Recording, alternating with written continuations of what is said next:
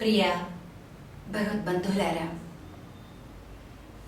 మన సనాతనమైనటువంటి భారతీయ వైదిక ధర్మంలో సకల ప్రాణికోటిలో భగవంతుడున్నాడనేటటువంటి విషయాన్ని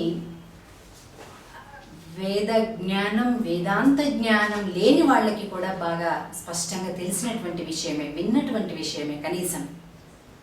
అలా సకల ప్రాణికోటిలో భగవానుడు ఉన్నాడు అనేటటువంటి విషయం ఒకవైపు అయితే, ఈ సకల ప్రాణికోటిలో మనిషి విలక్షణమైనటువంటి వాడు తెలుసు మనకి. మిగిలినటువంటి అన్ని జంతువులలో కంటే కూడా అవి కూడా శ్రేష్టమైనటువంటివి, అవి కూడా అన్ని రకాలుగాను శక్తి కలిగినటువంటివి, ఎన్నో ప్రకారాలైనటువంటి జ్ఞానాలు కలిగినటువంటివి కదా జంతువులన్నీ. అయితే వాటిలో గోవుకి మన శాస్త్రం, వేదం, పెద్దలు ఇచ్చినటువంటి ప్రాముఖ్యత అంతా ఇంత కాదు.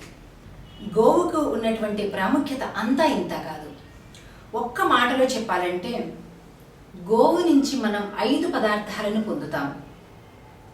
వాటిని పంచగవ్యములు అని అంటారు. దీనికి మరొక పేరు కూడా ఉంది, పంచామృతాలు అని. అమృతం అన్నమాట. అమృతం అంటే మనకు అసలు ఈ లోకంలో దొరకంది, కానీ ఆవు రూపంలో మనకు అమృతం కూడా దొరుకుతుంది. అది కూడా 1 కాదు 2 కాదు, 5 రకాలైనటువంటి అమృతాలు మనకి దొరుకుతూ ఉన్నాయి. 1 ఆవు పాలు, 2 ఆవు పెరుగు, ఆవు నెయ్యి, ఆవు మూత్రం, అలాగే ఆవు పేడ. ఏ జంతువు యొక్క అశుద్ధి అయినా కూడా మలిన పదార్థంగా గుర్తింపబడుతుంది, కానీ ఆవు యొక్క మలమూత్రాదులు కూడా పరమ విలక్షణమైన, శ్రేష్టమైన, పవిత్రమైనటువంటి వాటిగా తెలియబడుతూ ఉన్నాయి. అంటే చూడండి దాని యొక్క వైభవం ఎంతటితో. ఇది ఊరికే మాటల్లో కాదండి, సైంటిఫికల్లీ ప్రూవ్డ్ అయినటువంటి విషయాలు ఇవన్నీ కూడా. అందుకోసమే మన నిత్య జీవితంలో వాటికి ఒక గొప్ప స్థానాన్ని ఇచ్చిపెట్టారు మన పెద్దలు.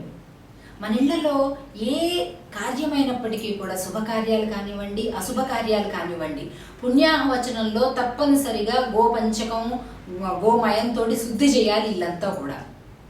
అలాగే పంచగవ్య ప్రాసన చెయ్యాలి. ఈ 5 కలిపి మనకి అయ్యగారులు ఇస్తుంటారు తాగడానికి. అప్పుడు మనకి అంత శుద్ధి కలుగుతుంది అని. మన లోపలికి కూడా తీసుకోవచ్చండి గోమూత్రం, గోమయాన్ని. అంత శక్తివంతమైనటువంటిది, ఆరోగ్యపరంగా కూడా సాత్వికమైనటువంటి మనస్సును కలిగిస్తాయి ఈ ఆవు సంబంధమైనటువంటివన్నీ కూడా. ఇలాగా ఇది చాలా చిన్న విషయం మనం ఇప్పటివరకు చెప్పుకుంది. ఇంకా గోమాతను గురించి చెప్పుకోవాలంటే కోటాను కోట్ల కొలది విషయాలు ఇంకా మనకి తెలియని కూడా ఇలా ఎన్నో ఉన్నాయి. వాటన్నిటిని మనం ఒకటొకటిగా తెలుసుకుందాం. జై శ్రీరామ్.